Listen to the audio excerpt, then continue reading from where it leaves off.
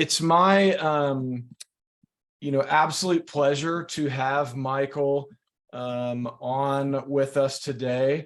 I met him probably 5 or 6 years ago at a Consortium for Service Innovation presentation where he did a fantastic job explaining how artificial intelligence works that I thought was spot on, not only for a technical or mathematical person, but also for somebody who knows, really nothing about that and just wants the layman's explanation. So I had a chance to see him do a similar presentation in the past and thought it'd be perfect for this group. So Michael, I just want to thank you for your time today, and I'll let you, introduce yourself and get started, please. All right, cool.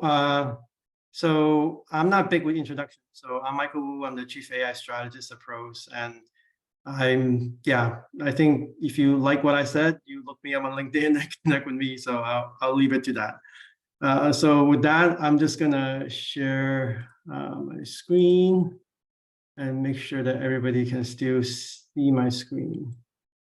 Yep, I can see it.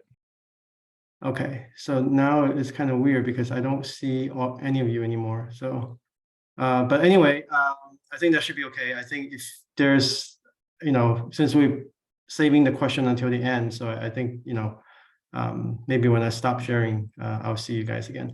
So anyway, so as you know, over the past few months, or, the interest level for generative AI basically exploded. And this is basically, I would say, instigated by the launch of ChatGPT. And I don't think it needs any introduction. Most people probably have played with it and used it a little bit and seen it and integrated with, products such as, your Google search or Bing search or some other product as well.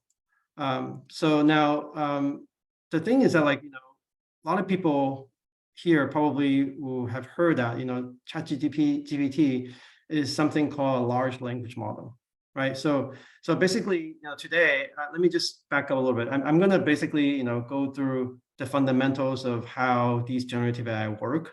And but keep in mind, this is actually a very new topic. I mean, even some of the researchers in the world, who are on the frontier, the cutting edge of doing this type of research, don't know everything about generative AI yet. It's actually, there are some properties of it that are kind of emergent, and they're, those are the ones that we don't quite completely understand.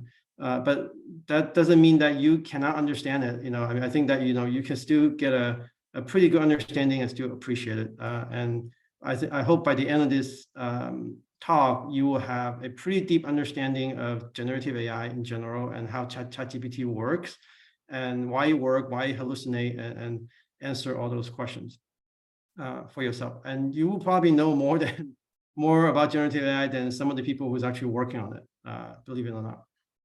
Okay, so as I said, most of you probably know that ChatGPT is a large language model, but to understand what a large language model is, you really have to understand what is a language. So now language, all of us understand what a language is. There is really nothing more than just vocabulary plus the grammar of how those words or vocabularies are used and constructed, right? So essentially, it's just the words and the syntax in which they're used, right? So now in machine learning, that is just basically a particular sequence of word tokens, right? In words and tokens are kind of used synonymously in machine learning. So a particular sequence of token, it just means that there is some order to it. It's not a random sequence. It's just not a bunch of words together. It's a very specific, right? And then that specificity of that sequence basically encodes the syntax and the grammar, right? And all the vocabulary are basically just the tokens, right? So what is a language model, right? If that's a language, then what is a language model? Language model is essentially a probabilistic model that captures the sequential structure of the word tokens, right?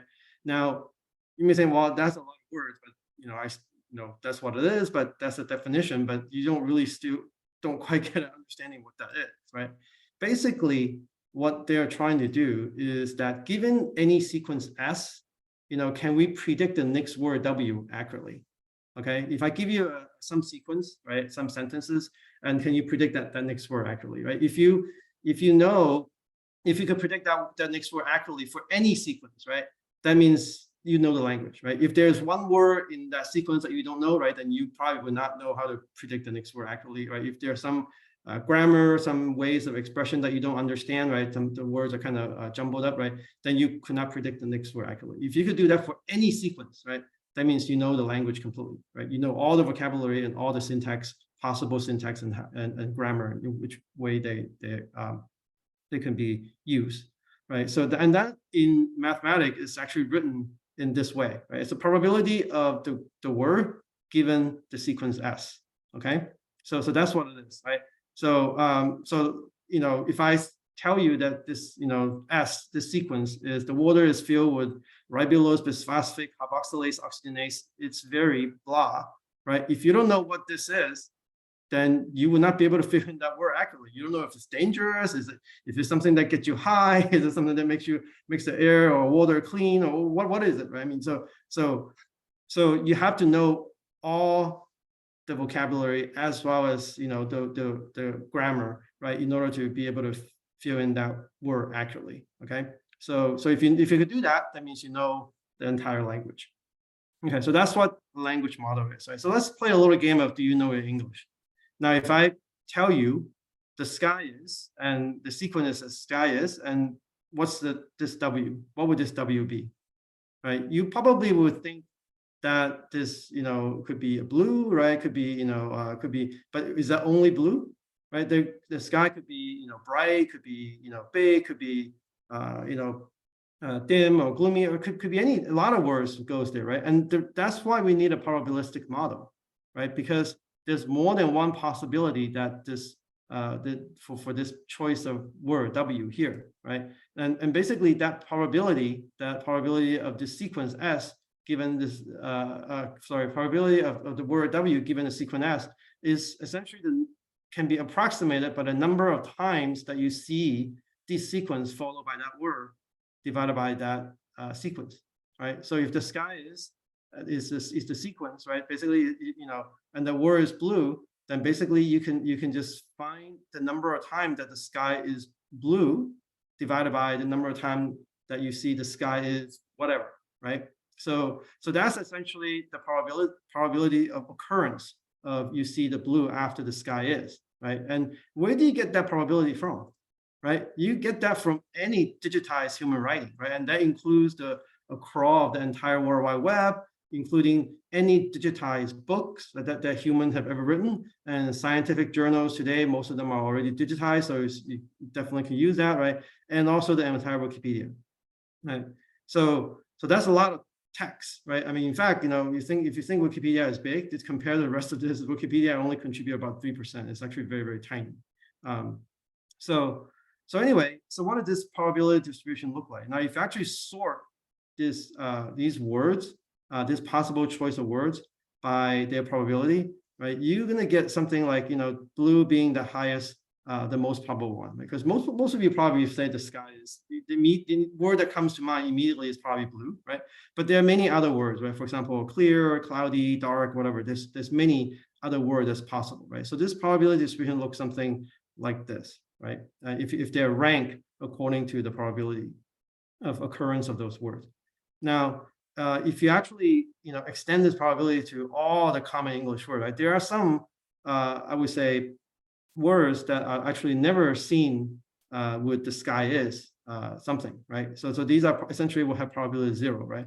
And if you know, because this the training data includes all the scientific journals, so it includes all the terms, you know, that are used in science, in medicines, and law, and all these esoteric terms that you may not know. Right? So an entire kind of, I would say, English lexicon is probably a little bit over a billion. Okay, sorry, a million here.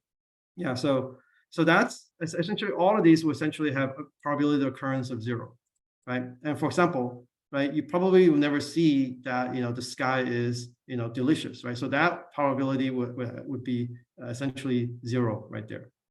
All right. Okay. So now, what if I give you a little bit more context, right? Suppose I give you a longer sequence, right? The sun just set, the sky is. Now, what is this W? What would this W be? Think about this a little bit, okay?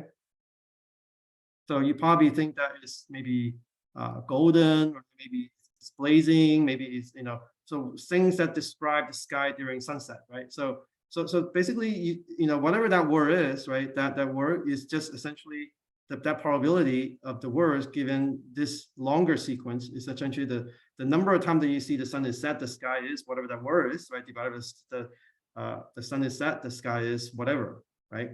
So, and you could do that. You could do that search, search through this entire training text that you have here, right? And obtain the probability.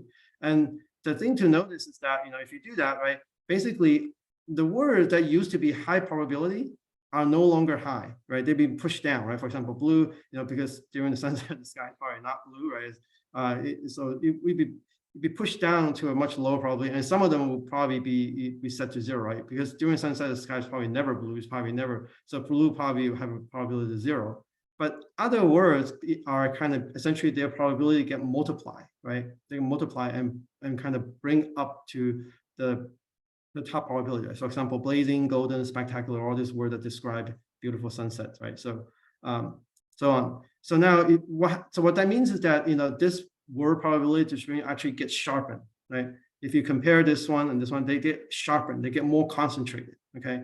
Now what happens if I actually give you a little even more more context in a longer sequence, right? So it's raining hard, the sun just set, the sky is black, right? Now you would probably think of other words such as gloomy, dark, gray, right? All these other words, right? And the thing is that, like, now these probability distribution sharpens even more, right? So what that really means is that, like, if you actually given more context, right, this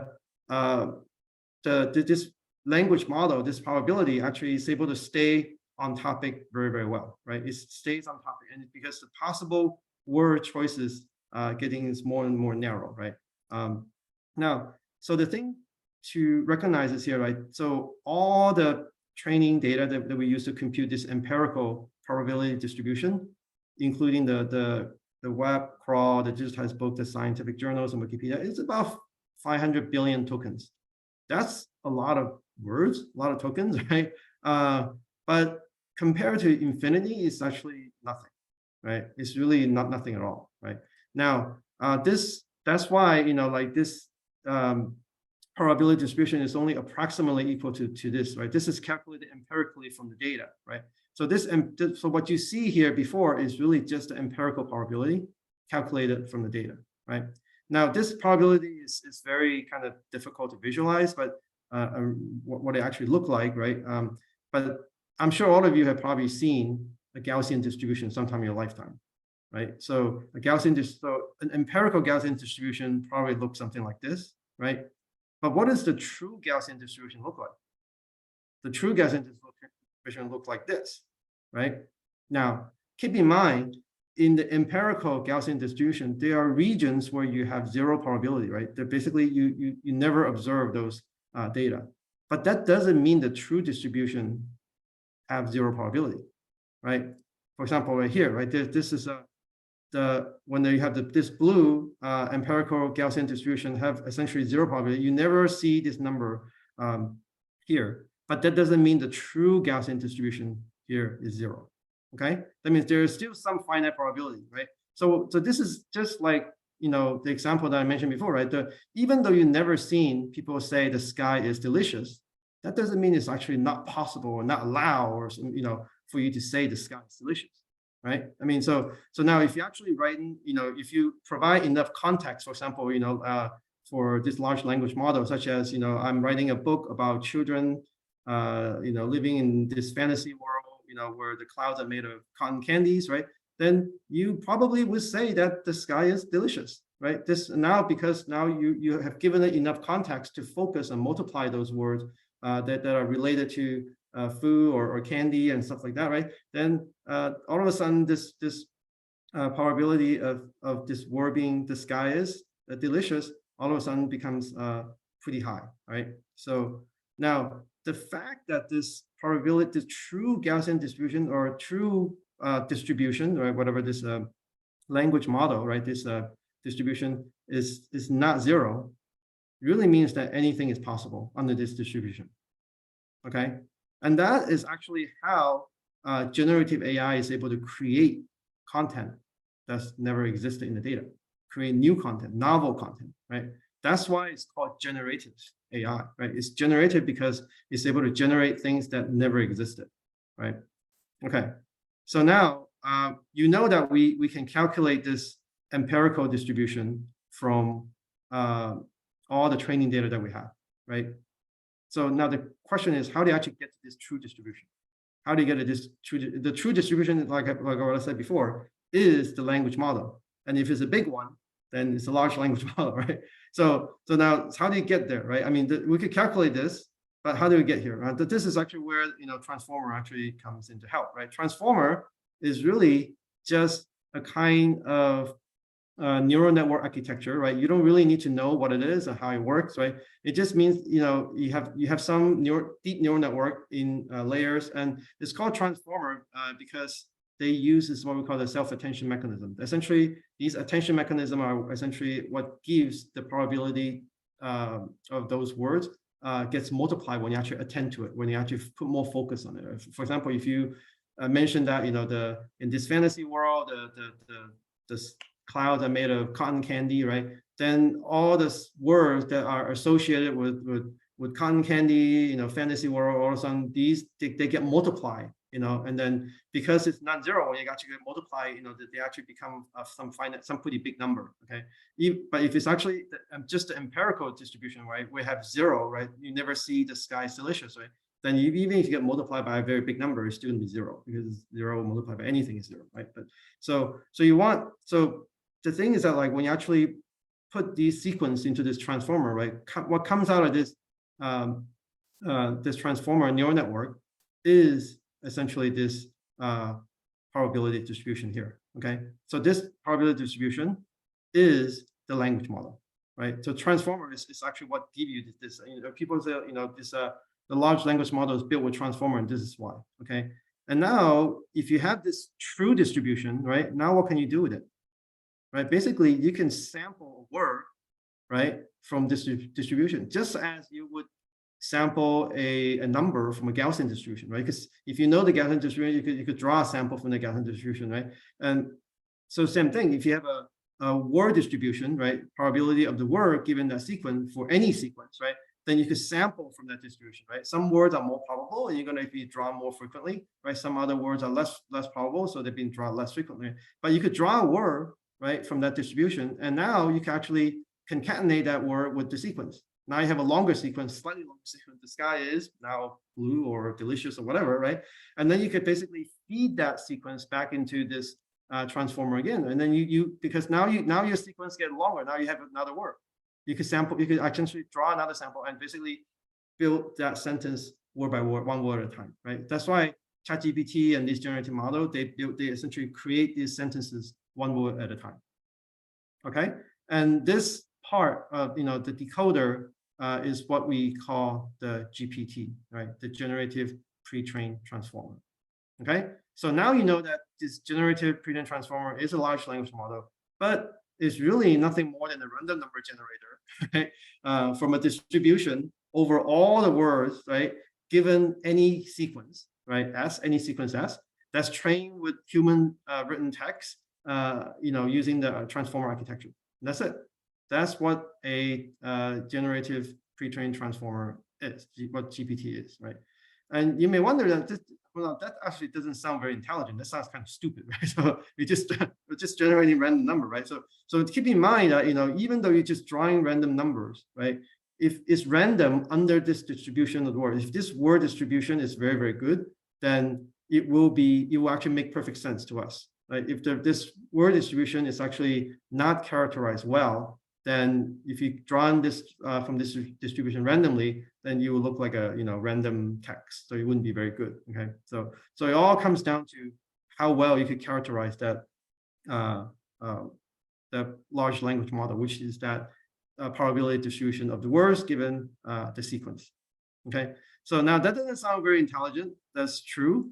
But you may also say that, well, that's not really fair, because what we have talked about is just GPT, right? Just the base model, right? We haven't actually talked about ChatGPT yet. Maybe ChatGPT has some magic to it, right? So basically we know that this, GPT is pre-trained by supervised learning, right? And some people call this self-supervised learning, but I really think it's just supervised, because human actually do label those samples, the training sample, because all those texts are written by human at some point, sometime in the past, right? So we just yeah.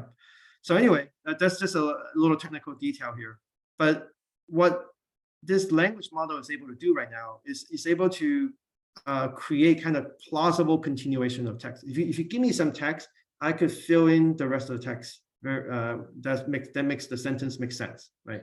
So it's so, but that doesn't mean that a model that's actually very good at filling in the text or completing the sentence, right? Doesn't mean it's a good response to questions or instruction, right? For example, the user may say, like, explain how cost-based pricing in B2B work, right? And then the large language model may say, oh, explain how value-based pricing work in B2C work, right? So this is definitely a plausible continuation, because somewhere in the training text there probably are some exam questions, right, that have listed these questions back to back one after another. So it's definitely possible that this is a plausible continuation of this text that I have given, right? But it's not a good response to this question or some instruction. So basically, you take this GPT model, right, and then you basically use essentially transfer learning to fine tune the model, right? Essentially to tell to ignore these things that these things are also plausible, but we want to ignore it, right? Because they're not actually answer to this question, right? So now your GPT, this fine-tuned GPT model, can basically follow instruction or answer questions, right? So, but then the question is, like, being able to kind of respond to command, and answer questions, right? Doesn't mean it's a good open-ended dialogue, right? To people, right? So now we have to fine-tune this further, right? Basically, the people at OpenAI basically say we need to use reinforcement learning with this human in the loop ranking of good dialogue response, right? Because it's actually very hard to tell this model, any machine learning model, what is a good dialogue, right? How do you describe what a good dialogue is? You can't really, even with human, it's actually very difficult to describe what a good dialogue is, right? But what they can do is that, like, they can actually, have essentially this GPT generate essentially multiple generate responses. What you want is some kind of human in the loop to essentially tell it whether this is a good dialogue, right? If it's someone just, the GPT is generating a valid response, right, to your command, to your question, but it's not very conducive for further dialogue, right? It's just, some people are very good at, answering something very terse, very dry, clean cut, right? And it's just not very conducive for a good conversation, right? And those are maybe, yes, no. So I give the example, like some people, some of these are like a bad boyfriend, right? Who answer the girlfriend every question she asks, but then just don't want to have a conversation, right? So these are if you basically release the GPT model, then basically it will be a kind of very bad conversation partner. Okay, so what they do at OpenAI is that they said, we need to essentially score these dialogues, right? Some way to score this, right? But this is actually very challenging, because this is actually kind of nebulous, right? And as I said before, right, and it's actually kind of inconsistent among people, right? Some people, people probably agree that, like, this is some dialogues are good dialogues, right? But should it be, 80% good, or should it be 90% good, or should it be 65% good, right? So they're all good, but how good are they? The scale is also very hard to calibrate, right? So humans are kind of inconsistent among them. So then it becomes, if that is a problem, then it's actually very hard for machines to actually learn from humans, right? So the trick they do is that they basically, have this language model generate multiple responses, right? And then they essentially have human kind of rank them, right? Which one is actually better than the other, right? Which one is a better dialogue conversation than the other, right? So now you essentially have many training pair. You have, like, it's like, C is better than A, C is better than D, right? C is better than B as well, right? And A is better than D, A is better than, so you get many of these training pair. Then you can actually use supervised learning to train this reward function, right? So you have many human essentially train this reward function, right? So this reward function essentially takes the place of a human, right? But now it's actually one kind of machine consistent model, right? So now you can actually score these dialogues in a consistent way. Now this GPT model can learn what is a good dialogue. Okay. So now if you go through this, then GPT becomes ChatGPT, and now they're able to have dialogue. Okay. So now the problem is that like even now, right? There's this ChatGPT still has no real world knowledge, right? It still has no idea, like this, if I drop this pen, it's going to fall, right? If, it has no idea how this will work, and it's not trained to fact check or anything, right? So, and by now you probably know that the generative nature of this generative AI by construction will hallucinate, right? Because the whole point, the whole fundamental premises of the generative AI is the fact that, when the empirical probability have zero probability, the true distribution, this word distribution that you sample from, have non-zero probability, right? That's the whole point of it, right? So by construction, it will hallucinate, right? Now, this is just an example, right? So basically, you could ask. I actually asked ChatGPT, tell me the names of every window. So every window is a company that we acquire, pros that acquire. And then it will give you some answer which are true products, right? It will say, like, for example, like air traffic, air sim. These are true, real products from every window. But then, it starts to generate a whole bunch of nonsense. So these are products that actually were never existed. They were never existed in the entire operation of the company. Air SEO, air traffic conversation, suite, right? Air mail, air display. So all these are actually completely fabricated. But look at how well it's able to create these things. It's very, it even knows to use this branded air something, right? To make us like the name of the product, of the real product that we really have, right? And it knows how to do that, right? So, but these, I asked the founder and the CEO, right? Were these products ever in consumption? Were these names ever used? It was actually never used throughout the entire operation of the company. Okay, completely fabricated out of thin air. Okay, so we have to give this a big thumbs down here, right? Now, so hallucination will happen with generative AI, no matter what, and that's actually, so generative AI, the generative means that it's hallucinatory. Okay, that's equivalent. Now you hopefully you know that now. But the question is that a feature or a bug? Is that a feature or a bug? Right now, it's a feature. It's a great feature if you're in a design and creative use case, because in a design and creative use case, you want to create things that doesn't exist before, right? You don't want to, get into issue with copyright or or something like that. So you wanted to generate things that are new, that's novel, that doesn't exist, right? But what if you have a fact-based application, right? Then it's somewhat of a bug, right? Because you don't want it to generate things that doesn't exist, right? So now, does that mean that you cannot use generative AI or ChatGPT in a fact-based application? Certainly not. Okay, you cannot use it by itself. You just cannot use it alone. Okay, you have to use with something else, right? This is requires something in fact-based applications. This requires what we call grounding. Okay, so grounding just means that if you have the true distribution of I drawn this as Gaussian distribution, but it really is this probability of distribution of the words given the sequence, right? So that true distribution, right, versus that empirical distribution, right? What grounding means that when the empirical distribution has zero probability, right? I don't want you to make things up. That's what grounding means. Okay, you have to ground it, right? Ground it based on it. So now you can simply just set all the places where the empirical Gaussian empirical distribution is 0 to 0, right? But then you don't have a generative AI anymore. It's no longer able to generate anything novel, right? Like I said before, the fundamental kind of property of generative AI is the fact that when your empirical distribution is 0, the true distribution that you actually sample from is non-zero, right? If you set those places to 0, then you can never generate anything that never existed before. Then you don't have a generative AI. It's good for something, but it's not generative AI anymore. Okay. So how do we do grounding, right? Now, to address this problem, right? I mean, like I said, you can't use generative AI alone, right? You need some other technology to help it, right?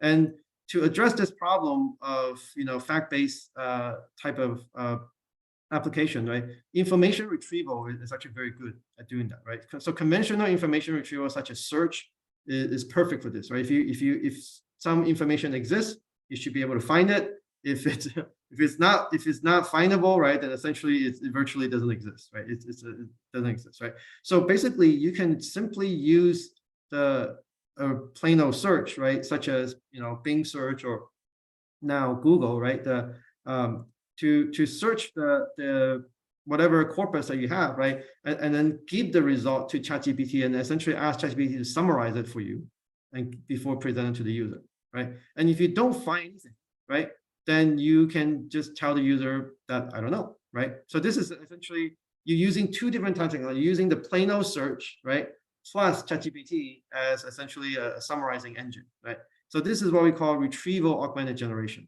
right? And this is actually how this new Bing search, and now Google has caught up with it, right? This is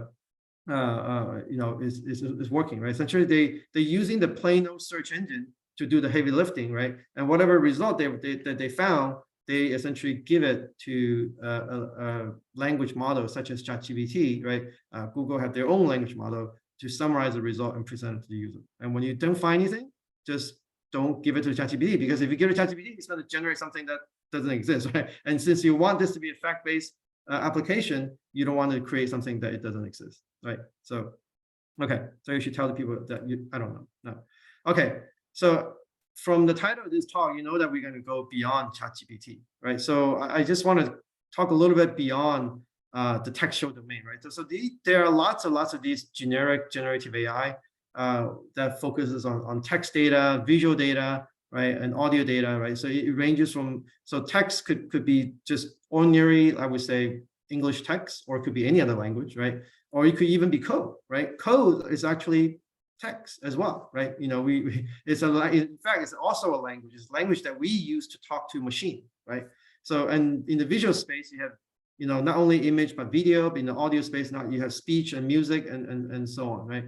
So if you just look at the text, right, domain, right, just the language domain, right, there's actually a lot of I would say large language model out there. So GPT is actually not the first one. ChatGPT is actually, that's actually based on GPT, is actually not the first. So the first one is actually created by Google called BERT, okay? And in fact, the transformer architecture that's underlies essentially all of these language model in generative AI, it's actually invented by Google, right? Back in, I think, 1997, something like that, right? So, no, sorry, not right. That's not right. 2017. Sorry, yeah, sorry, 2017. Yeah. So, so it's about probably 5-6 years ago that Google invented the transformer architecture, and then they basically created BERT and other language model as well, Lambda, PaLM, right, and OpenAI, and lots of other companies have their own language model. And these language model, each one of these language model can essentially have lots of application for it already, right? You could help with general writing, summarizing, right, note taking, just compare and contrast notes, text, right? For this is very useful, right? When you have a large corpus of text, right, you can actually ask ChatGPT to summarize it. What's different? What's new? What should I focus on, right? So this is actually very helpful when you have large amount of text to read, right? So create content for marketing, email, or support, or even sales, right? So these are just, and each one of these essentially applications essentially could create many startups already, right? Now, if you look at just another domain like text, right? There's also in the textual domain for coding, right? There's already lots of other codes, I would say, applications such as code generation, and you can actually even do documentation, automatic documentation, right? Because people, have seen, you could train this model, essentially ChatGPT, essentially it's a translation. It's translation from the actual code to English. So what the actual code is actually doing in English language, right? So documentation is essentially to a GPT-like model. Essentially, is a translation exercise, right? You can even so there's lots of, I would say, these generative AI in the image domain, video domain, as well as audio also, right? So now there are also these, I would say, highly specialized generative AI model, right? And these are are going to be coming very soon. Okay, so as data become more and more available to train these generative AI, now these generative AI is able to generate things such as 3D worlds, right? Not only just generate the visual, the 3D kind of the 2D kind of pixels on the screen, right? You can actually generate 3D world. You can actually rotate it, look behind it, right? And for example, like this, so you have to know a little bit more than just the pixel to pixel kind of correlation, right? You have to know what's possible in this real world, right? You have to know the three-dimensionality of the world. For example, this human motion diffusion model, right? It has to know what's possible for for realistic kind of human movement, right? For example, like human joints cannot bend the other way, right? So you have to know something about that, right? So unless you're creating some kind of alien where their joints can bend the other way, right? So it has to know something beyond just, I would say, what's given the training data, right? And people have already are using this in specialized design areas, such as in biotech, using AlphaFold and RosettaFold. So these can actually generate protein structures from sequence of amino acid. And in the future, you can actually generate many things, such as even fashion or even like mechanical design, such as the shape of your car or the shape of the wings of your plane or engine to optimize something. Okay, so these are, in the future, there will be many more of these generative models to come, and many more use cases to come, and actually lots more startup will be created from this. Okay, so now ever since ChatGPT was launched, there's actually lots of people ask me, what can you use it for, right? I mean, people have run many use cases by me, and very often, it is the case that it's what Abraham Maslow says, right? If all you have is a hammer, everything looks like a nail, right? We want to essentially put everything through ChatGPT, because that's a new shiny tool that we have. That's like a new shiny hammer, and we want to just use it to hit everything, right? whether it's like a nail or not, right? And very often, you hit glass and it shatters, and it's not very good, right? So it's not may not be the perfect tool for everything. So let's take a look at some interesting use cases of ChatGPT, right? So this is where I talk about there's the good, the bad, and the ugly use cases of ChatGPT, right? So let's take a look at some of the bad and ugly, right? So, and then we save the good for later, right? So first one is, can you use, people asking me, well, can you use, ChatGPT to discover market trends? So what do you guys think? Can we use ChatGPT to discover market trends? So think about this for a while, right? Obviously, this is naturally not a very good use case, because if you ask ChatGPT what's happening today in the market, what is it going to tell you? It's going to say, I don't know what's happening in the market today, right? My training stopped in 2021, something like that, right? So OpenAI has subsequently enabled ChatGPT the ability to search the web, right? But that's actually done through this retrieval augmented generation, as I said before, as I told you before. Okay, it's actually not using the ChatGPT to generate those content when you actually ask it for something to happen today, right?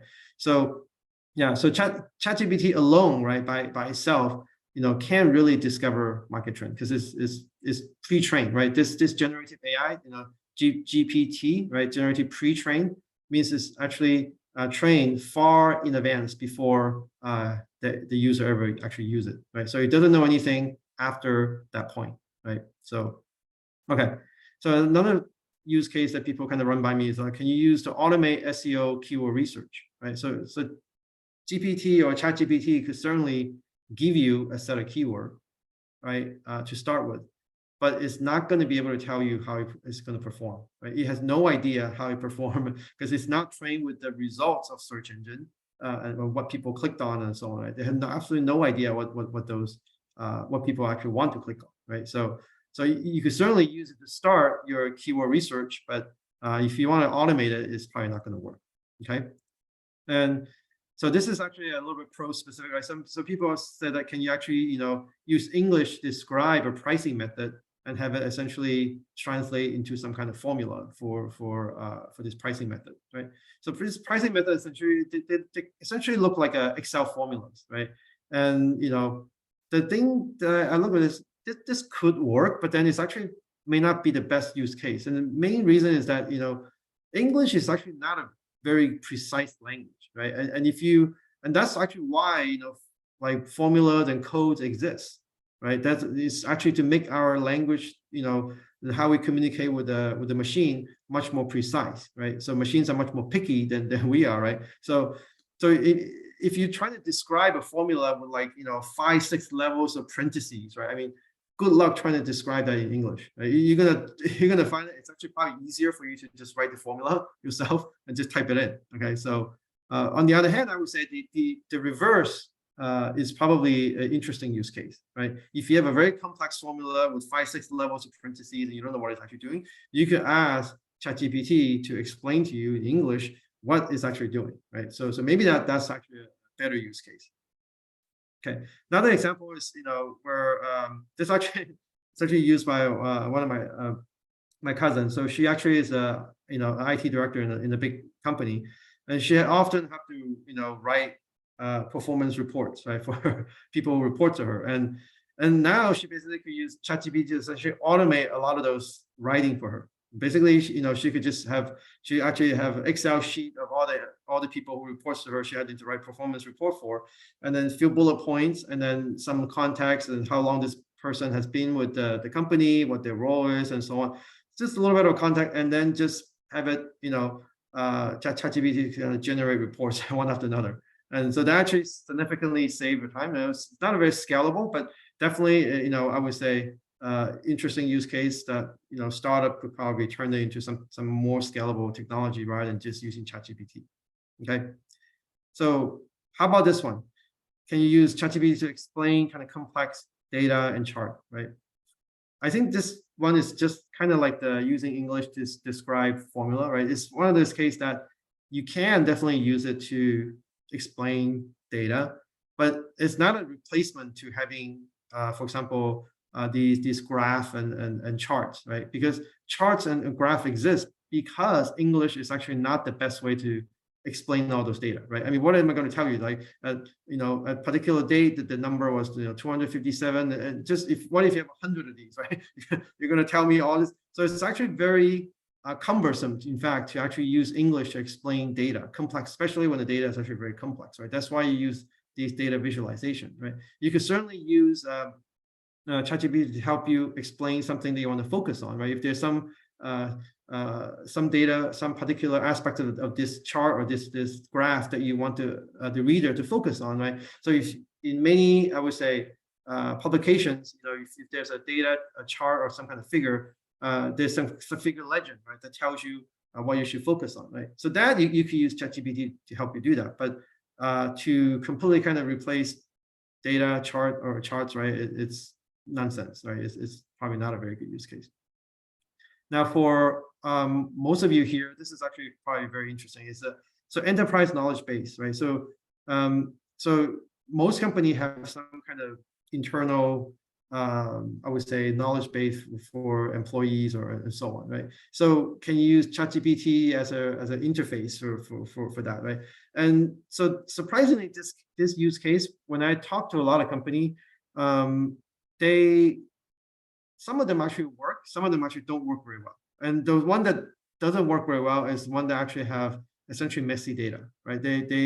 Their knowledge base is not well tagged, not well labeled, right? And the data is actually a mess, right? So this is essentially a classic example of a garbage in, garbage out, right? I mean, ChatGPT is not going to fix your bad data problem, right? But if you have a good data, right, and you essentially, you could use any kind of enterprise search engine, right? Essentially search your knowledge base and then give the result to ChatGPT, right? Then you can actually summarize it in a very user-friendly way that's very consumable for user, right?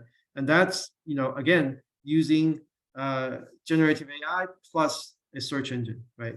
In conjunction, right? You can't use it just by itself to even if you train it with all the knowledge in your enterprise knowledge, is probably wouldn't work as well. Okay, so these are, I would say, the kind of the bad and ugly, right? Kind of the some of these work, some of these don't work, right? But may not be the best use cases. So how should you use generative AI, right? And my advice is always that you should use generative AI for its generative nature, right? Essentially, it is called generative AI because it can generate things that doesn't exist, right? You should use it for its generative nature. Well, what does that mean? That really means that it's something that's typically not prescribable, right? It's not something that you could kind of pre-program, right?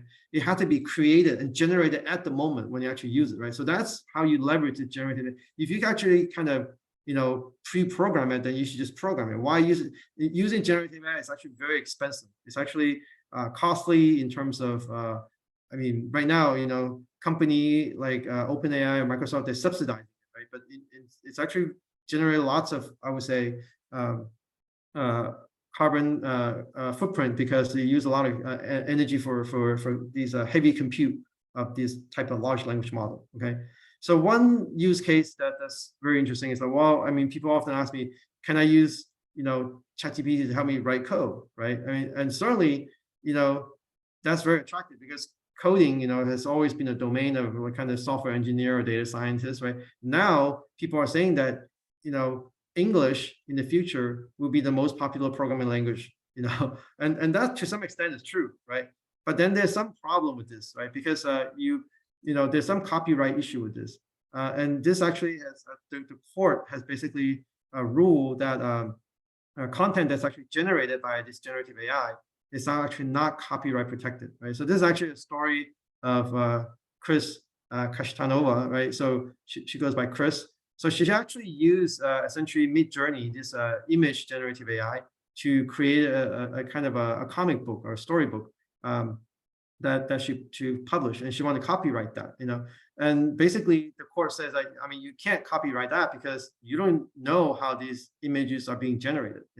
You can copyright all the prompts that you use to create those, because those are created by you. You wrote those prompts, right? But the generative AI created those images that you don't even have no idea how it's created, so you cannot copyright those, right? So similar things happens with code, with I would say when you write code, right? So when you write code, right, you could copyright all the prompt that you use to to create those code, but then the code, because it's generated by generative AI, and people really don't understand how it's being generated, so so you can copyright that. Okay, so now there's actually use cases. So what are some of the use cases that you can actually use generative AI to write code for you, right? So these are cases, I would say, like where you actually don't really care about the copyright, right?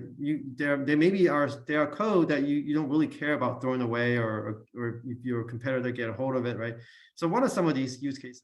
So this is one where for example, you can actually use natural language to ask any question against a database with known schema, right? So in this case, obviously the prompt will have to include these database information about database, what column definition, all the schema, the relationship between the columns and the tables and so on, right?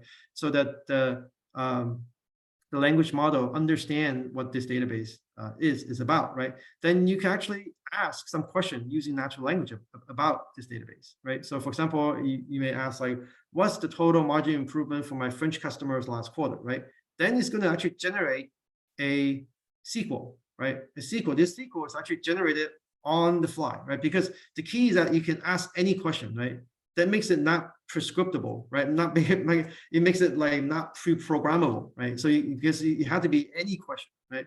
If it was one out of 100 type of question, or then you could pre-program those, and essentially you wouldn't need to use generative AI for that, right? So now the thing is that if you actually ask it, generate that SQL and execute that SQL against database, and it gives you an answer, right? The question is, how do you know that's right, right? So there's some, using generative AI always involves some kind of guardrail, right? You may want to make sure that this, it's read only, so it respects access permission, doesn't kind of overwrite anything, right?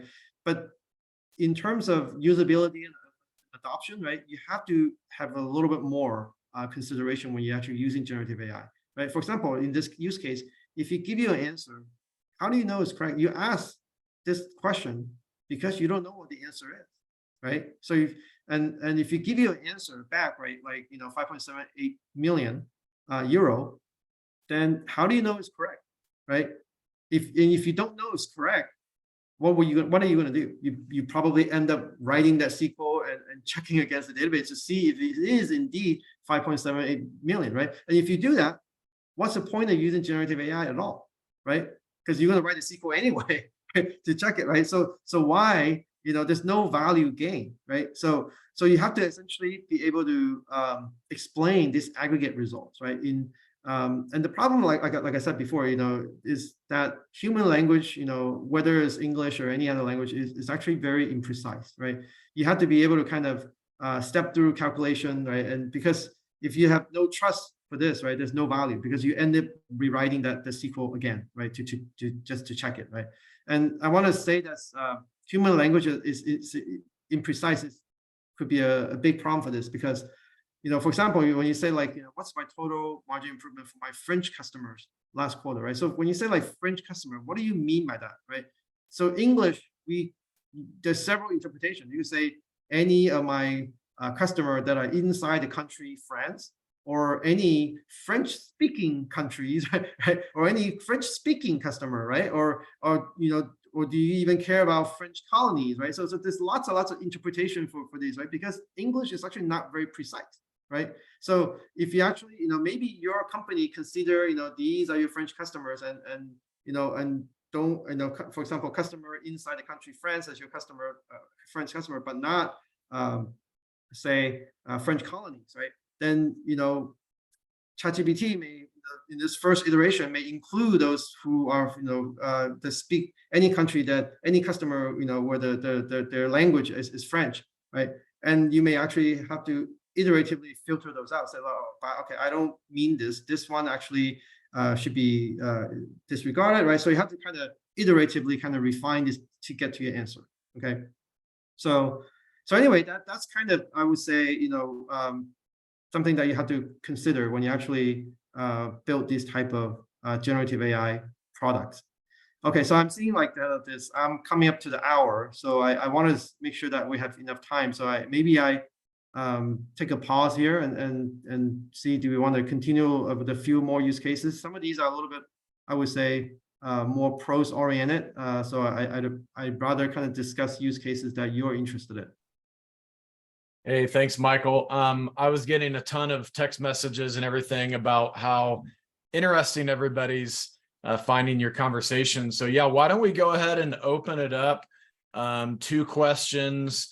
And I want to introduce our 3 panelists as well. And then certainly if you've got more to share, I think we'll have time to do that as well. So just from an intro standpoint, I'll let Ciro, Esteban, and Daniel introduce themselves, but all 3 are, in my experience, a wealth of knowledge and candor, just like Michael, and do a great job sort of breaking down, the delta between hype and reality. So maybe Esteban, since you're the first one I'm seeing on the screen, would you start introductions, and then Ciro and Daniel as well? Sure. Hi, my name is Esteban Kolsky. I think I know a few of you know me.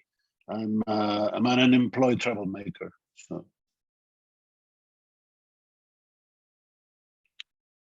So hi guys. I'll add to Esteban's humorous and humble introduction. So as I put in the comments, I've worked with him a couple times. He's a former analyst, former SAP, former done his own. I'm a former analyst, former software executive, and I've been working with AI since 1986. Before any of you knew how to spell AI. Is that better? I hate to do that though. Excellent, thanks. And Ciro, would you mind going next? Sure. Thank you for having me, guys. I'm Ciro. I have been a natural language processing person from PhD on. I built a company in NLP, got acquired by Coveo. Now I'm building a new company in data infrastructure. I've been, training, deploying a bunch of models ranging from like super simple to deep learning to fiddling with some of the foundational models that were started to get out like in 2020, 2021. Awesome. Thank you, Ciro. And Daniel? Great. Hi, Scott. Hi, everyone. I'm Daniel Hong. I'm the Chief Marketing Officer at a startup called Minerva CQ. We provide real-time agent assist. So lot of AI, natural language processing stuff is what we're focused on. Prior to that, I was on the analyst side where I had many beers with Esteban and other analysts in that space at Forrester on the contact center, CRM, and healthcare team as well. And I did also a stint at Ovum as a customer interaction technology analyst for about a decade. So happy to be here with all of you guys. Awesome. Thank you all. So, hey, John Schmay, I saw your question in the chat. Would you mind coming on camera and asking that live? And while John's getting ready, for those of you who have not seen the interview I did with John, it was sort of a history of KCS. I've posted that to YouTube. It's just fantastic to see how, you know, so many of these subjects have elaborated over the decades. Yeah, I'll go ahead and ask it in case John's not at a place where he can unmute. John is very shy. You got to understand that about him. Yeah, John is as shy as Esteban is humorous. So John asks, can you explain a little bit more about sending the search results from a knowledge base to the ChatGPT or similar engine? Yeah. So basically, you know, when you do a search, right? Basically, the search result comes back in some kind of a, you know, some kind of structure, right? Some usually it refers to some kind of page, and then you basically could grab those page, right? And there probably a rank order of based on relevance of what these to your search query is, right? So basically, you there's probably maybe 10 or however many that you configure them to be. Most search engines just display the first most relevant 10, right? And you basically go grab those pages, right? And actually grab all those, and then however many you want, right? And then actually, you know, give those texts to essentially ChatGPT and ask it to summarize it, right? And that's actually how this new Bing works, right? And in fact, if you actually try to use the new Bing search, it's able to give you references, right? And where these actually come from. And that's because they are using these retrieval augmented generation mechanism, right? If you just use ChatGPT to generate those texts, there's no way to actually give you a reference. It has no idea where those data actually come from, you know, because it's actually kind of deeply encoded into this transformer deep neural network already. Are you saying that ChatGPT doesn't have contextual awareness? It doesn't. Yeah, okay. All the context it have is just in the prompt and whatever that the token length. Okay, so your conversation with ChatGPT, right? So whatever that's kind of spill over, right? Kind of beyond your current kind of prompt, right? All those are taken into as context. So that's to the extent it has. That's it. It's what we in computer science they call this kind of stateless. You know, it's just right. it give us some input. It's just going to respond. It's actually and actually that's what I wanted. That's what I wanted to get to, because in KM we worked for years to get to statefulness, and going back to statelessness with the use of ChatGPT is in my opinion one of the issues that we have in the KM world, embracing ChatGPT. So. Well, but the thing is that you don't need to use ChatGPT alone, right? You can actually provide the context using the search component, right? Yeah, but you lose a lot of the value of the large language model by using only the result of the search versus the entire language. No. Yeah. So okay. So the thing is, like, you know, you can encapsulate the context using your search, right? So whatever that your search result that come back has already encapsulated all the context, right? And then you simply using ChatGPT or this large language model as a kind of a interface with the user, so that it actually, you know, maybe explain it, just maybe highlight just the thing that's relevant, you know, and you know, and because when you actually search for documents, right, not every part of the document is most relevant, right? But if you ask ChatGPT to summarize, to answer this question, right, it still does some work, right? But it's not using the language model to encapsulate those context, right? The context already is already encapsulated, you know, by the search engine, right? And then all the result is provided to the language model. Yeah, I'll give you an example. John and I have been in the similar space for a while. And so a technology that I'm currently very close to, let's say, is essentially looking at use cases where the overall answer exists in multiple sources, right? So it could be everything from an HR inquiry where it's like, I need to go to a funeral. What are my options, right? Where there's a database with transactional information about my PTO balance, or there's a policy about bereavement leave. The answer exists in multiple places. And so sort of the legacy technology, so to speak, can take that context. An example I ran into one time is that I think is fairly public, right? Is people in certain warehouses like Amazon and so forth, there could be 5 unions within one warehouse, right? And each union has a different policy and HR benefits, et cetera.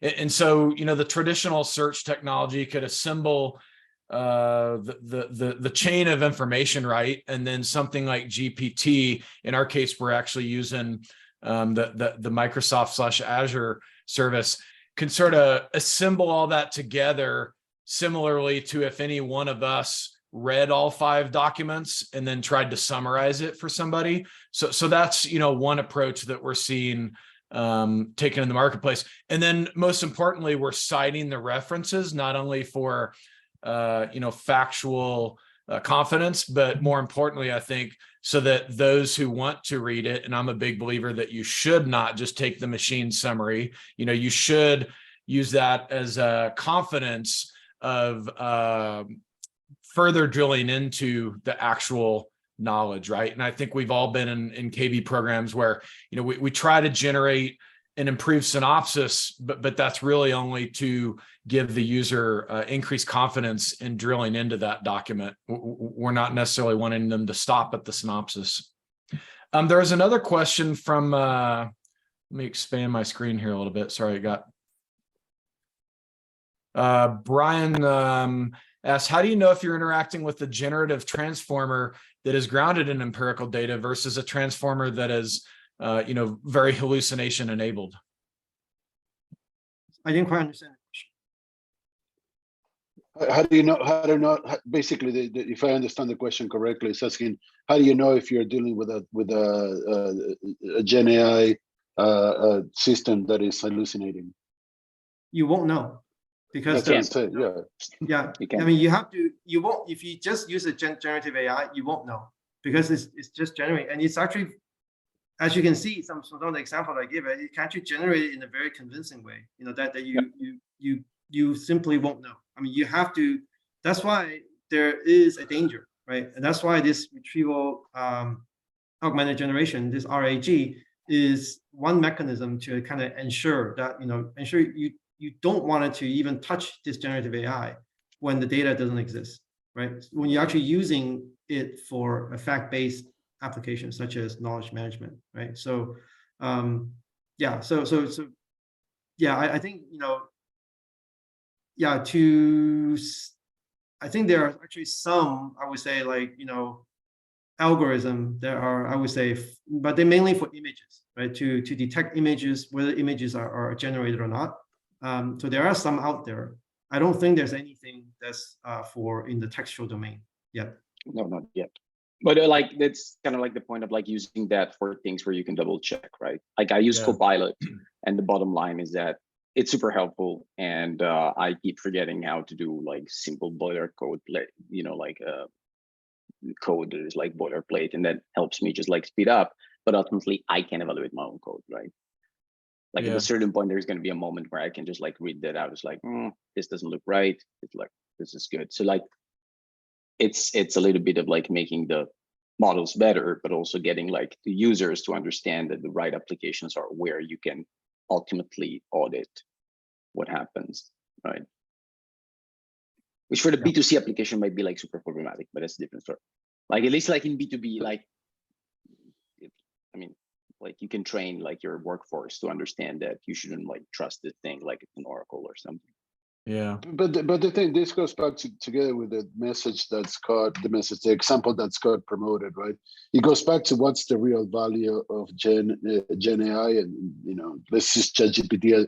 ChatGPT is a product. Let's call Gen AI or ChatGPT, whichever you want. But the purpose of using something like ChatGPT, not a large language model, but ChatGPT and Gen AI is more like a editing service for the final answer that you aggregated from many different places, more than it is to actually ask it to provide a final answer. In the case of KM and the use cases that we deal with, people in this call, we know where to get the data that is right. So we're not going to train our large language model on the open internet and tell it that it's okay to not use to use those sources. We're going to train it in the sources that have the right answer, and then we use it as an editing model more than anything. So Yeah. the question about realizing the value of the product versus the need. Yeah, But then it does beg the question of we live in a world where people trust the easiest answer that is promoted to them. And I know a lot of people that 20 years ago, I wouldn't have assumed they would believe the conspiracy theories and the misinformation. And yet now social media and so forth has trained them to do so. So I explained it to my wife as my personal opinion is that when people say that AI could destroy humanity, it's less about the computer launching the nuclear codes, and it's more about the humans forgetting how to do so or being tricked into doing so through the information that's provided to them. But that's it's about the humans forgetting that what the technology can do, and enabling the technology to do more than it's supposed to do. Yeah. That's the bottom line. I mean, computers don't do anything we don't tell them to do, no matter how many movies you watch. I mean, at least not yet. Michael will tell you in some future, maybe near, maybe, but I don't think so. He does. But the point is, like, we are the ones who control the technology and the power of the technology to do what we need it to do, and that's what we cannot forget. Yeah, and Laurel Partner had a great example that I think has been unfortunately seen in reality, where people drive off the cliff, so to speak, because the GPS told them to. Hey, Laurel also had a great question around cost. Hearing that generative AI can be significantly more expensive. I think Michael alluded to this. From what I've seen, many enterprises are looking at about a plus 40%, super rough cost model. Is that something that both our panelists and our attendees have seen as well? And that's a highly oversimplified, guesstimate, but. Well, I think that the cost will come down, there are, as with any kind of technology, right? I think there are lots of ways. I mean, people are researching this all the time. How do you deploy a model that's a large language model is actually very, very big? Like, ChatGPT, has 175 billion parameter or something like that. So this is humongous, right? Even if you just, storing all those numbers around, right? It's actually very difficult to kind of deploy them. So a lot of compute, but then the thing is, there are actually ways to kind of compress some of those and actually make them smaller. And there are ways to kind of, I would say, strip down the model, right? There are actually a lot smaller model that's actually perform practically equally as well as ChatGPT, in a lot of the tasks that's needed. So I think that the cost is high right now, and it probably will be high for a while, and probably will, always probably be higher than just search, because there is probably a lot more computation involved, but it will come down, so that it wouldn't be. But this is where the smarts of the user come into place. You don't need 2048 parameters for every single interaction of your large language model. So constrain your problems to the parameters that you need. Pay $20 a month to access OpenAI or whatever it costs through your provider, and then reallocate your KM maintenance costs towards this, and you will get similar or better results that way. But it shouldn't cost 100 times or 10x or whatever. I don't know what the number is, 100 times more, because you either need the complexity of the ChatGPT implementation of an LLM, you need the complexity of your constrained model implementation of an LLM, which is going to be a lot smaller. I promise you. There's no way that you need 2,000 parameters for your searches. I mean, today most people do searches based on like, 3-4 keywords, a concept, or one token. So do the same with ChatGPT with LLMs. Also, we kind of suck at training large language models. Well, yeah. At this point, so there's clearly like a lot of optimization is going to happen in the next years. Like you guys saw like the acquisition of Mosaic ML, which are friends by Databricks. That's kind of like, it's a signal of the fact that like anything that brings that cost down, like kind of like just like starting to scratch the surface on that. But like on the cost side, there's one thing, and I would be curious what you guys think about that, because that is interesting. That was like very interesting to me when I was working on that, is like the fact that outside of like your sheer cost, they're like usually, related to getting GPUs and getting like, very intensive training pipelines, but it kind of like changes more broadly like your economics if you're a company that uses broadly AI and your product, your value prop or something, because it kind of like changes the way in which a number of things need to be done compared to a previous way of doing things. Like an example was where we trained like it wasn't a generative model, it doesn't matter, it was a foundational model. It was like a large model that we fine-tuned for a certain domain and so on. And if you think like of a company like the one that I was working at the time, it was Coveo. So we had the normal way of doing things for us was we have 1,000 models, some of which are super trivial, some of which are like more complicated, but I have 1,000 of them constantly, and I have to retrain them like at different paces. And so we had to invest a lot in that kind of infra, that kind of expertise to make sure that this is kind of like a scalable industrial way of doing things. Because some of the models are super easy to retrain, but yet you cannot do it manually. And so you have like this model of deploying like your operations to make it to operationalize AI.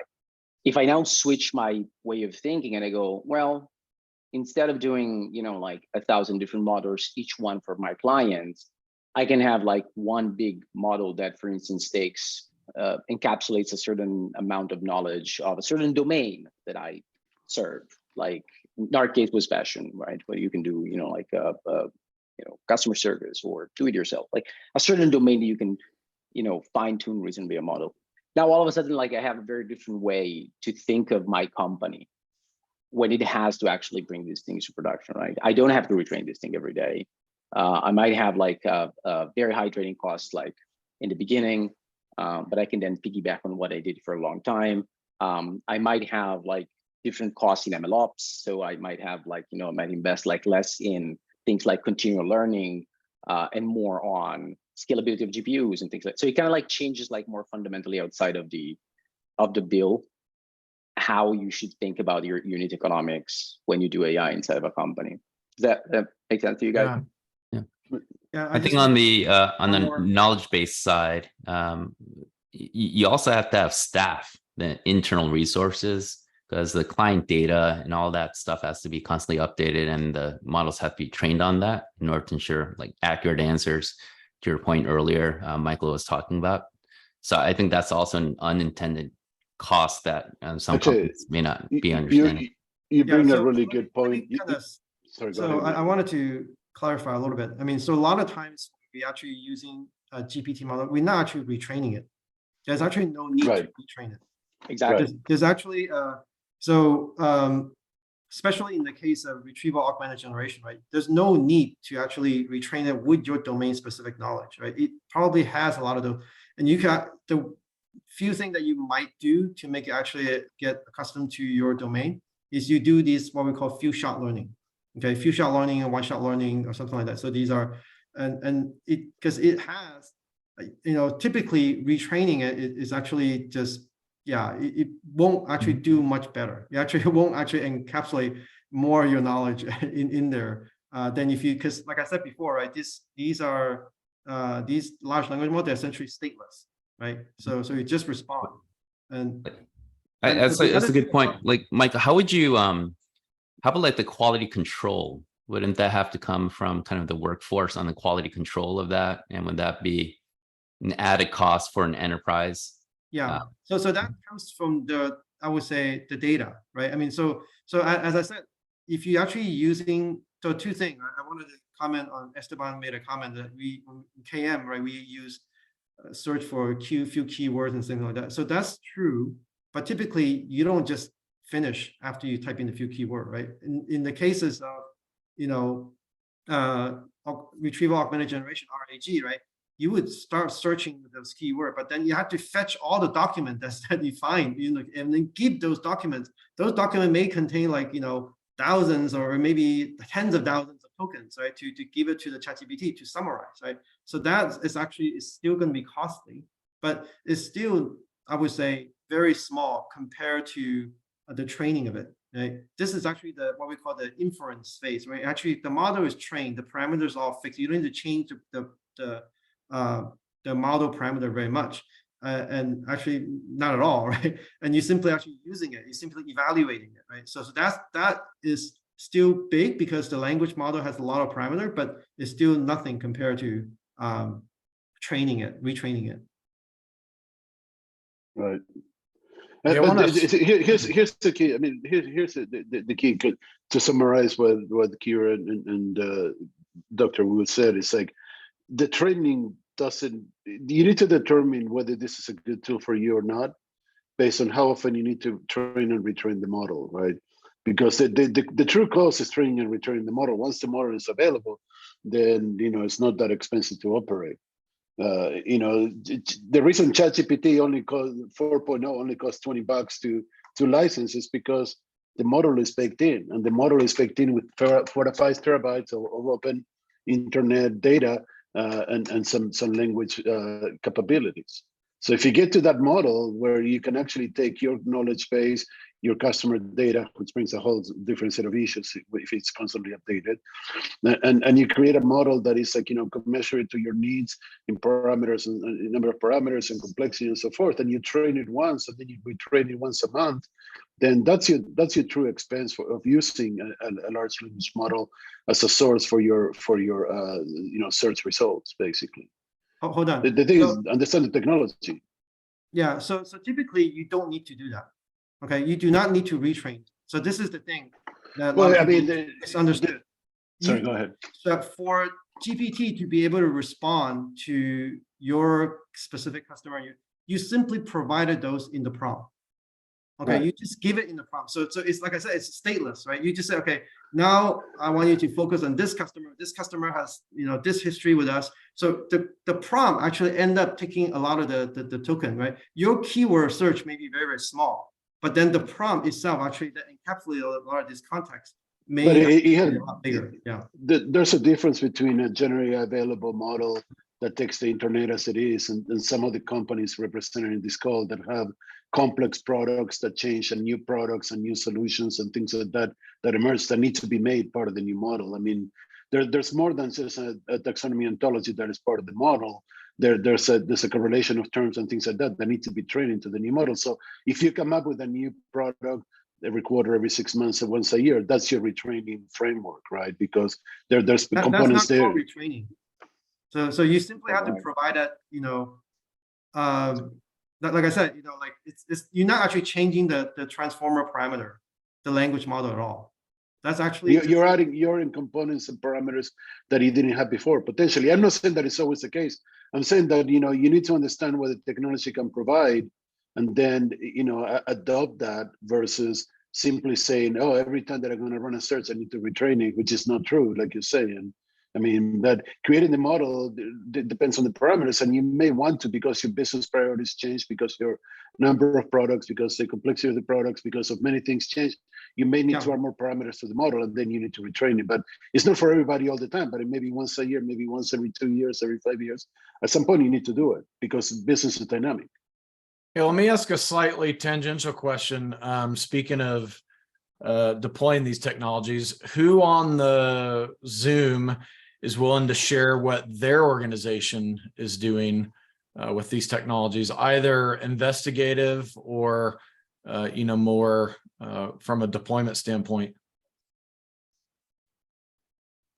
Don't everybody rush at once.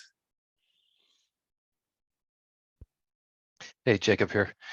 I've been experimenting with ChatGPT as a KCS coach's assistant. So feeding it meeting notes And I've given it a prompt to say, this is my role and this is your role. You're my assistant. You're going to keep track of the conversations and suggest topics for future meetings. Awesome. Thanks, Jacob. Yep. How's it working? It's interesting. It's definitely on point in terms of its suggestions. A lot of them are not insightful to me with the experience that I have, but we'll see over time. The one thing that really kind of blew my mind at one point, as a part of building my relationship, kind of had some personal banter, learned that my coachee has 3 daughters and she likes to grow gardens and she's married, and kind of fed it some of this personal data. And one of her goals was to complete the KCS fundamentals exam, and she was struggling to find time. Part of that was because the call queues really spiked, and so getting protected time off of the phone was just really challenging. And so when it was making suggestions for my next meeting, it said, continue to encourage your coachee to work with their team lead to find time to take the exam, but be patient. Remember, she is busy both professionally and personally.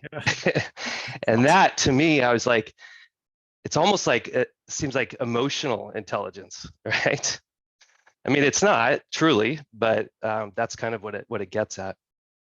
Yeah. And then I had a question in chat for Dr. Wu about code interpreter, because that's something that I started playing around with. It was just released last week. And that's kind of the exciting thing about AI, is that every time you learn something, the next day it might be wrong, or the next week, things are evolving so quickly. So I don't know if Dr. Wu, you had a chance to see the question in chat. I haven't. Would you mind just restating it, Jacob? Yeah, well, there are a couple of use cases that you said were not ideal use cases for ChatGPT, given its generative nature. And the ones that I wrote down, explain complex data and charts, and then use English to pricing method formulate. Code interpreter, I mean, if you haven't had a chance to play around with it, you might not know what's possible with it, but that takes kind of, because it's using Python code, or potentially a couple of different languages, I guess, to process the data. It's able to do real math. It's not it's not creating math generatively and less prone to hallucination. So I think code interpreter is a real game changer, and wondering if you've had a chance to spend any time on that and what your thoughts were. Yeah, I mean, I think code interpreter and LangChain, I think a lot of these things are, they're much more refined in terms of, the ability to kind of generate things. But because, I mean, so if you look at it, the coding is actually very different from language or image or anything, like, because coding is actually very specific, right? When you want something, right, there's typically only a few ways that you could code it to work, right? So when you actually write the code in something like that, you could, when you say interpreter, they could essentially, like I said, this is actually a very good use case to tell you what the code is actually doing. And the reverse side is also very useful. You can actually use it to kind of use natural language to tell it what you want, and then iteratively kind of refine to the code that actually does what you want, right? And typically, I think that you do have to know coding, for it to help you. If you try to kind of write code, just using plain English, you won't get it right. Usually you won't get it right, at the first kind of even a few try. You will actually have to iterate to refine the code. Hey, Scott, this is Libby. Hey, Libby. Hey, so on this call, Mark, my boss, and I decided that on Friday, we are going to generate my second quarter review using ChatGPT, and we're going to see how that goes. So thank you, Dr. Wu, for that suggestion. We're going to see how that goes. I think so. The last 2 days for me have been very much a deep dive into ChatGPT and what the future might hold. And I feel like the biggest thing I've gotten out of this is that the most important thing that I can be doing right now is ensuring the quality of my knowledge base.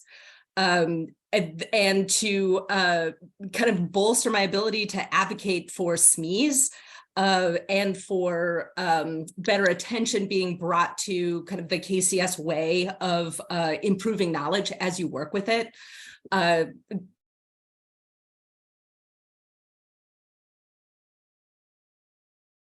Hello?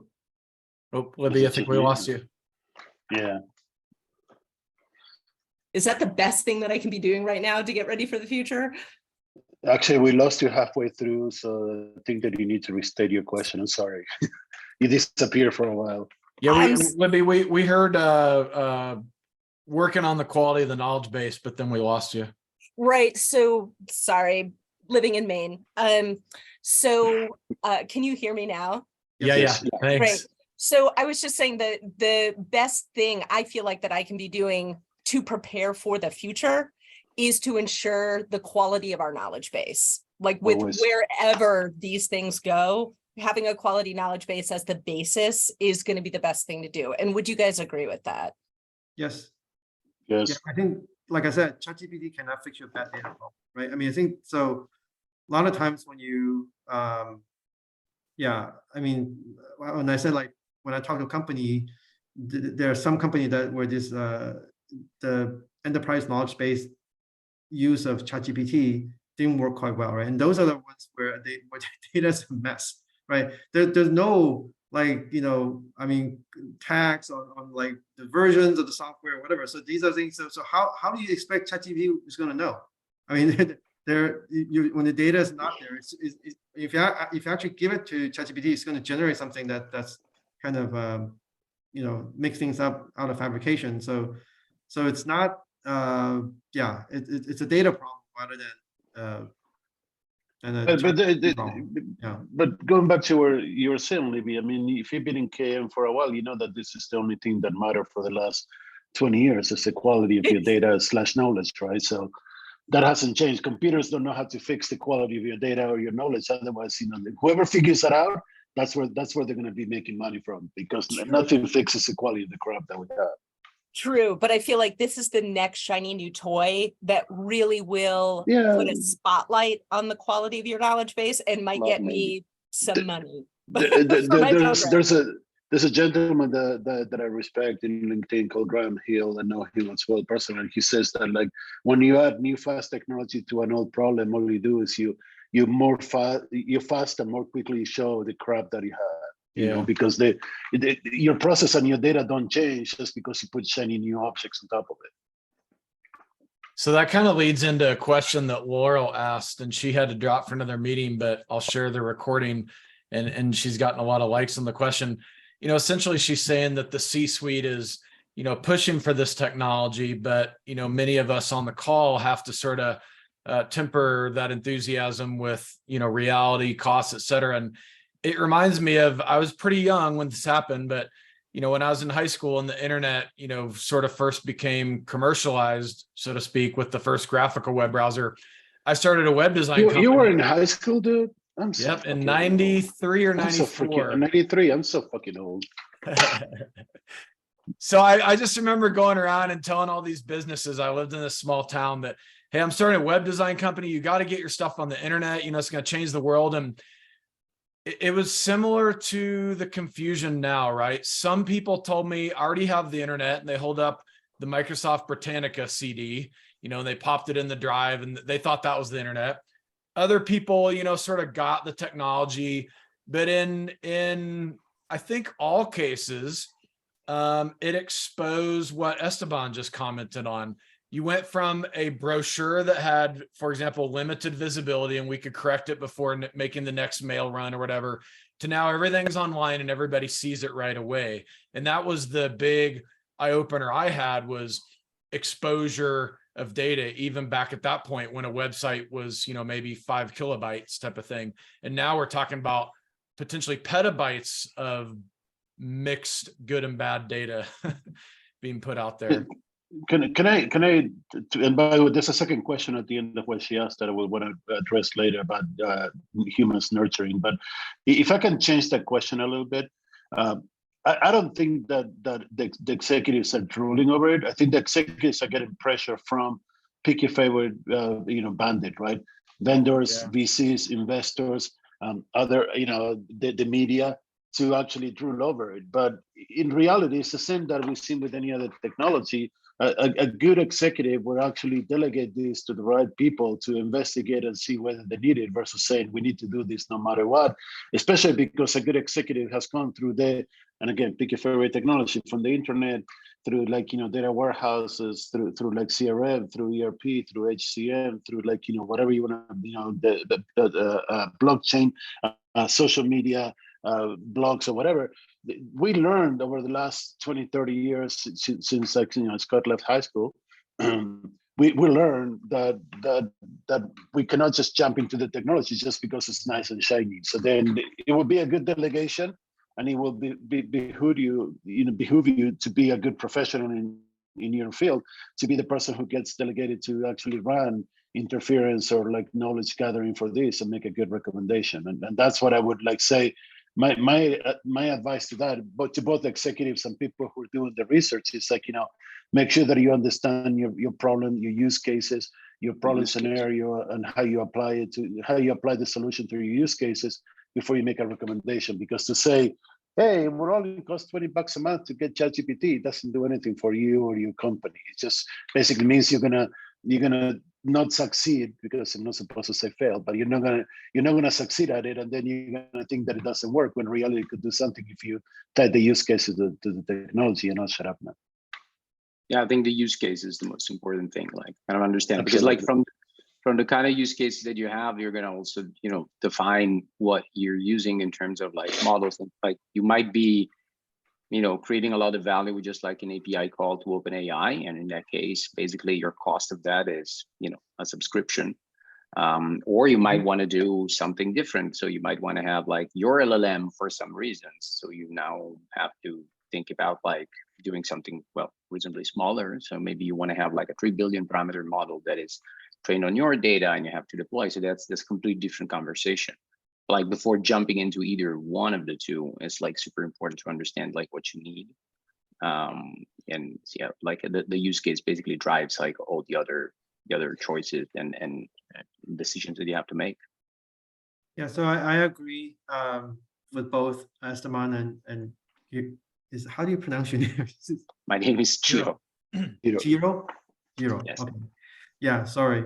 Yeah, I just wanted to emphasize that, very often, I think not only executives, I think I've been talking to investors and private equity firms, and everybody is actually interested in these large language model and generative AI in general, because the productivity gain that you can actually provide. And I think it's not that very often people are under the misconception that, if the AI is actually not as good as human, then why should I use it?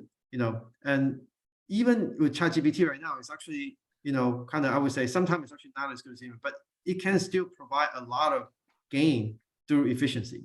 And very often it comes down to the clever use of those technology with some other technology. It's not just that, I have ChatGPT or the large language model and I'm done.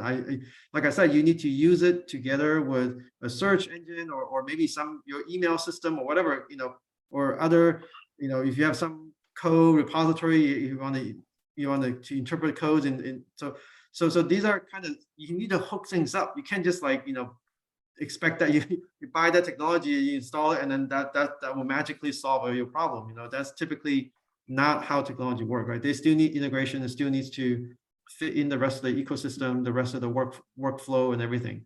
So yeah, and actually, workflow. That's a good point that you make, Michael, and that also brings the last part of the question that Laura proposed that I wanted to bring later, which is, she says jobs will change, but it will still need humans to nurture it, right? And the thing is yeah, AI is not as good as humans, but it was. Humans are not as good as AI, but also AI is not as good as humans. AI does what you tell it to do. That's what a computer does. That's what a computer will always do until we get to quantum computing, but that's the next generation discussion. But the thing is you are the one who feeds the model. You're the one who adopts the model, deploys the model, trains the model. And you need to understand that, you're the one who gains that productivity efficiency that Michael was discussing. by being able to understand in the use case, how does large language model or any other AI tool will benefit you. It's the workflow. Like a simple example, I have a friends who are like work in a company that has very much product-led growth kind of strategy where like content for developers is very important, right? They used to have like, you know, the usual deal. So they have like somebody that does some podcasts, somebody that writes the content, somebody that writes more technical content when there is like code that is open source and it takes a bit longer. And then you have like LinkedIn posts, Twitter and all that. The clever usage of like just existing models help them like to do this like much more efficiently. Basically, they have one guy who really likes to talk, and they basically just like, you know, put a microphone in front of the guy, and the guy just like can say 9,000 words per hour. So now we just like we transcribe that, and then using like ChatGPT. So like there's a component of understanding how to prompt that in the right way, but it can carve out of just like a raw recording of like 1 hour. Now they can carve out like 2 LinkedIn posts, like 5 tweets and short blog posts. And so basically the hardest part of their content strategy, which is like blog posts with code, is the only thing that they still have to do like the old way. There's like the machine that they have like to put content out there, like shrunk from 5 people to 2. Because now you basically need the guy that speaks and a guy that understands that workflow well enough to do the content. Like these kind of things like you can do today.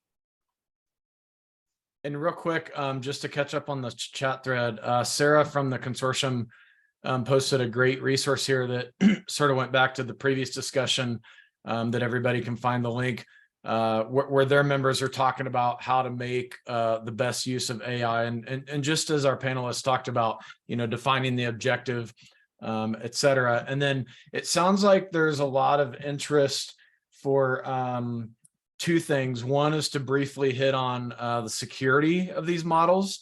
And then secondly, Michael, several folks are interested in seeing those additional use cases that you referenced. The model is as secure as you make it. We're done. Every chain is as weak as its weakest link. So if you enable access to the model to anybody, then anybody can do whatever they want. If you actually keep the model, if you build the model and keep control access to it, then jailbroken is not possible as long as you have decent security within your systems. So maybe I could show you some other use cases, because it does touch upon the security of this as well. Okay, so I went through this first use case, right, using natural language to kind of SQL code generation. And yeah, so another one that I think is actually very useful is that essentially you could use this ChatGPT as a virtual sales agent in, you know, for guided shopping and personalized contracting type of experience, right? Because this is definitely not prescriptable, because how, you know, because if you think about like when a kind of a buyer reach out to a sales, right? The variety and the type of question that they could ask for is so vast that you know it's not prescriptable, right? So not pre-programmable. So that's why this is actually a good use case, right? So obviously, you know, in this case, you know, during the shopping and request for quote phase, right?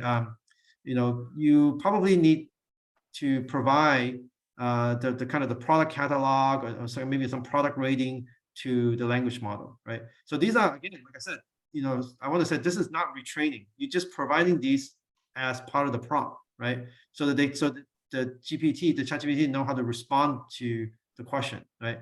And then when you actually kind of start to you know, come up with the product that you actually want, you may want to negotiate for prices, right? So this is where the guardrail comes in, right? Every kind of, I would say most ChatGPT or generative AI should be used with some guardrail. You know, if you don't think about guardrail, you know, it's a kind of a very high probability that you will run into a problem sometimes later, right? So for example, you know, you need to comply the business rule, right? You don't want to give more discounts more than a certain amount, right? So these are probably, you could encode them in the system prompt, right? So for example, never promise customers anything more than 3% discount, something like that, right? And here's where you want to essentially have a separate model instance, right? This is where you could prevent accidental information leakage. If you use one instance of a ChatGPT model for all your customers, right, then it's very plausible that customer A could basically ask ChatGPT, what discount do you give customer B? And then come back and ask you, hey, you give customer B this discount, and how come I didn't get that deal, right? So that kind of information leakage is something that you probably don't want, right? So this is where you can prevent it, using system prompt, like say, never review anything about any other customer, but that's, I would say, a soft, kind of bound, right? Soft kind of boundary. Right? I mean, if you really wanted to guard against this, right, you probably want to have a separate model instance, right? So this is where I talk a little about security, right? So, and then eventually you get to some kind of, I would say, after you request for quote or shop for products, right? Recommend, product and negotiate a price. It comes down to contracting, right? So contracting, you should automate, kind of use ChatGPT to automate complex actions. Right, and maybe you can actually even specify some kind of personal relationship information. As someone who mentioned this, if you specify this personal kind of information in there, you can actually really help the contracting. Right? It makes the contract much more personalized, right? And you could do that in a very effortless way, right? Because if you tell, like, for example, I know this guy, it's like daughter, he likes gardening or whatever, right? Then maybe next the contract may somehow put those things in there in a clever way, right? I mean, maybe it's like, oh, next time we should go check out this new garden or this new gardening show when you're in town, something like that. So these are kind of things that could make the contract a lot more personalized, and you could do that with very little effort, right? I mean, I think CRM have tried to get salespeople to kind of provide these personal relationship information and input them into the CRM system for a long time, and people never wanted to do this because essentially the salespeople have nothing to gain, right? They almost feel like deleveraged when they do that, right? But when you actually, in the case of ChatGPT, it feels like if you just offer a little bit of information, then the salespeople actually gain a lot of efficiency, right? To come up with a contract essentially effortlessly, that's very personalized and very, so maybe they would actually do that, right? And then of course the benefit is like, even after the sales left, this GPT model can actually retain those knowledge. So that's kind of one use case, right? And the last one is kind of using kind of beyond ChatGPT, right? I would say, like, using DALL-E 2 and ChatGPT to essentially generate kind of these hyper personalized and localized micro content for marketing, right? And this is, like I said, it's a little bit of a pros use case, because we have this fair marketing platform, right? So you can actually use this for kind of the pre-purchase kind of marketing content, right? For example, if the person's kind of travel behavior, their loyalty, and a little bit of their social media feed to get their interest and what they like to do when they travel, right? Then you can actually generate kind of a advertising that's actually very, very conducive, right? For example, if I'm a foodie, right, you would tell me all about this destination's good food, right? The foodie's haven, or the food that you should try. And you should use image that's actually related to food, right? And if instead, if I'm a hiker, then you would want to show me a completely different image, or maybe a different kind of advertising saying that this is, this destination is it's a hiker's paradise and so on, right? And if you like an animal lover, then it's again a completely different set of text and image that go along with it, right? And then after that, of course, after you actually buy the ticket, right, then you can actually of course, the guardrail again, right? The guardrail again is the respect privacy, respect opt-in and opt-out status, right? And the thing that's actually quite challenging with this is that, like, once the user opt-in, right, you actually kind of have that information, right? Sometimes the GPT will remember that, right? And then that's actually even if you opt out right away, right? And then you still remember some of the conversation that you talked about before, right? And then that could get kind of creepy. So you need to kind of really kind of scrub and tell GPT to forget everything that it has learned from previous, if the minute the user actually opt out, right? So these are kind of privacy considerations. And yeah, in terms of adoption and in value, right? So certainly improve conversion rate because this is so personalized, and it's, drive these what we call consistent kind of pre and post purchase experience. So typically, people are, any kind of sales engagement, right? Before you buy, right, the engagement level is pretty high, right? And after you buy, the engagement level typically drop because, it costs them, right? So here you can actually maintain that, right? To have a consistent experience, right? So these are just kind of few, I would say, good use case of generative AI, because you truly are using the generative nature of these AI, in the sense that it's completely not pre-programmable, right? It's created at the moment and probably used only once and never use again, right? So this is, so we talk about the cost, right? The cost is expensive, right? So you better use it for what it's worth, right? So that's the reason for that. And if you could kind of pre-program it, then you just pre-program it. It's a lot cheaper to execute, right? If cost is not in consideration, then yeah, sure, why not? But if in the future, it's likely that this would be costly. So that's kind of the few example that I have. And can I take 1 second to extend one of the things you said there, Michael? I mean, you talk about using results from one search or one one query to power other queries, right? And this is something that it goes into like a more advanced deployment of large language models and building a model and everything. But you could actually define the search results from other queries to be off limits. You could define variables that would actually leak into getting information from other customers and other accounts to be constant versus being variables or parameters that are like non-changeable and things like that. But that goes into like a further deployment, much more advanced models that you're going to be building. But the thing is, like, going back to what my first answer was, it's like, this is going to be as secure as you want to make it. So you need to understand the use case, and you need to understand what the technology will give you, and then you need to actually deploy your technology people to implement it accordingly. That's the best answer for security that we can give, I think. Sure. Yeah, I think that, I mean, security is always the same, right? I mean, it's basically any technology can be, I would say, made vulnerable or weaponized, and if information security is a concern, then you should definitely, have experts, Yeah. And yeah. Yeah, and the final part, and I know that we're coming up to the end where Scott would like to do a wrap up and everything, but the final part that I'm going to say about all this stuff is like, this is a technology like any other technology. No matter what we may make it out to be, it's not going to become more awareness because we still contract information from one customer to the next one. That's not what's going to bring us about anywhere close to that. So I mean, the whole purpose of AI is to lead you to automation and efficiency gains, as it is today.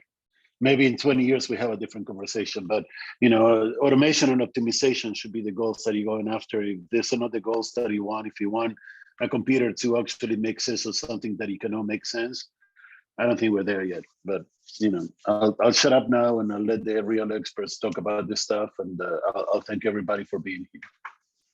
Let me just say that you will come sooner than you expect, Esteban. Let me just say that you're wrong, Michael, but we're going to have the conversation some other time. Yeah, everybody keeps telling me that, but I think you guys are so naive on like what really takes to make it happen, but whatever. Well, thank you all for participating, both our panelists, and Dr. Wu has the perfect tagline here, at least in all the presentations and conversations I've seen him do: perplexity in plain words. I really appreciate that. It's really hard to achieve that objective. And then Daniel, Ciro, Esteban, thank you all so much. I always value your opinion, and thanks to the audience for not only attending, but submitting the questions and keeping it collaborative. I'll send out a recording via the calendar invite. Feel free to forward that along to any of your friends or colleagues that may have missed. Any final questions or comments before we hit end? Yeah, any other questions? I did want to circle back to Libby's comment on the accuracy and quality of the knowledge base, which is, I think we all agree, is key. So like, here's an interesting thing on ChatGPT, and then maybe this can lead to another discussion. So I'm in the contact center industry and focused on real-time guidance to the agent. So their cognitive load can't be high on the agent because they're talking to the customer, right? And the focus has to be on the customer. So if we're surfacing up knowledge, or like there's a customer asks a question, agent doesn't know, and there's like a knowledge-based article, right? Let's say it's ChatGPT in real time. A lot of times what we saw is like, even though the knowledge-based article, the knowledge base is good, ChatGPT is surfacing up kind of way too long of an answer. So the cognitive load is kind of high. So for example, we asked, will my juice box, which is an EV charging unit, work in bad weather? And then ChatGPT says, juice box is an EV charging station that is typically designed for outdoor use. While it is built to withstand various weather conditions, it is important to consider the specific model and specifications for blah, blah, blah, and like 2 more sentences. But there's another technique, and I'm kind of curious to hear Michael's thoughts on this and the rest of the panelists, which is non-generative AI, still using LLM, extractive Q&A. So if you're in the contact center environment, you need to get the answer really quick, right? Get the customer their answer. So if you use extractive Q&A, will my juice box work in bad weather? It'll pull up, yes, juice box commercial stations are ruggedized for indoor and outdoor installations. Why I'm bringing that up is because the ChatGPT actually, when it's a definitive answer in the knowledge base, the ChatGPT says, oh, it's typically designed. So it's kind of interesting what ChatGPT did. So I think kind of a best-in-class AI approach, depending on the use case, is something that enterprises may want to consider, especially in the context prompt center. engineer that, right? Potentially. Yeah. You can kind of like prompt engineer that to your, like, remember, like a lot of what that does, that the system does, like depends like heavily on the context that you give in the prompt. Because like the prompt basically kind of like move you around like the vector space to areas that might, like, try this experiment, which is pretty fun. Like you ask something to ChatGPT, and then you say, give it to me like you are like a PhD or professor at Columbia. Yeah, and it's going to get like more accurate. And if you ask them to tell you the same, to give you an answer as you are the most intelligent person on the world, it's going to get sci-fi. It's going to get less accurate. So now they're kind of like prompting like a part of the latent space that is kind of like closer to Asimov, and it can get weird. So a lot of that depends on like you prompt it. You can probably prompt engineer this problem saying just like give me a short answer. And actually, it would very much be appreciated if, for the purpose of actually implementing LLMs, we stopped referring to ChatGPT as a solution, because it's just one implementation. So when we're talking about LLMs, the constraints are what you place on the model. So like Ciro has said, you can make it reflect at any level. You can say the prompt could be in one answer, give me an answer, or the prompt could be like, when you get the answer that is more than 120 words, summarize it into 120 words as a permanent prompt in the model or something like that. So ChatGPT is a really, really bad solution. It's like blockchain for distributed ledgers, right? It's the easiest, but the worst solution that you can use. So we can do a service to ourselves more than anything, but not talking about ChatGPT, but talking about large language models. So prompt engineering is kind of barbaric. I get that, because like it's so weird as a way to like interact with the machine. But you can do like very different things with like different like there's like the variation is staggering. Right. Like having like a good prompting engineer, I hope the prompt engineers at a certain point goes away, because like it's such a weird thing. But right now, like you could like just if you take like something like ChatGPT and you don't retrain anything, you just use it as an external API call. But depending on what you like understand of how to prompt it, you can get like a lot of value, or hallucinations, or just like meh kind of value. Like a lot of that really depends on that. Yeah. So I think like to address Daniel's question, right? Like I think Esteban said it well. Just if you if you want a concise answer, ask it, give me a concise answer to blah, and then your agent will get those concise answers, right? If you want more, then elaborate more, then you ask it to elaborate more, right? So I think that's all those can be done with prompt engineering, and I do believe that prompt engineering will probably go away, because based on we humans are actually very good at figuring out the context and how much we should say and how little we should say. And I think eventually, I think these systems, as we interact more and more with it, you actually learn when to be verbose and when to be. So ChatGPT is actually designed to be very verbose, and it's actually it's actually a little bit of a serendipity, I would say, that they're so successful, is because that the verbosity allow this ChatGPT to be very expressive, and the fact at the same time it doesn't actually have a voice makes it like kind of not so annoying, right? Imagine how annoying Alexa Siri would be if it's even half as verbose as ChatGPT. You drive me nuts. Before you start reading it, you just tell it to stop, right? Because so I think it's a little bit of a serendipitous success for OpenAI. But yeah, there are lots and lots of large language model out there, and techniques out there as well. So ChatGPT is the one that people are most aware of. So we almost use it as synonymous to other language models. So Yeah. Awesome. Well, Pretty thanks cool. again, everybody. I really appreciate it. And I'll shoot out the recording here as soon as it's processed. Sounds good. Thanks, Scott, for having us. And thanks Thank you everybody very for much. attending. yeah, thank you.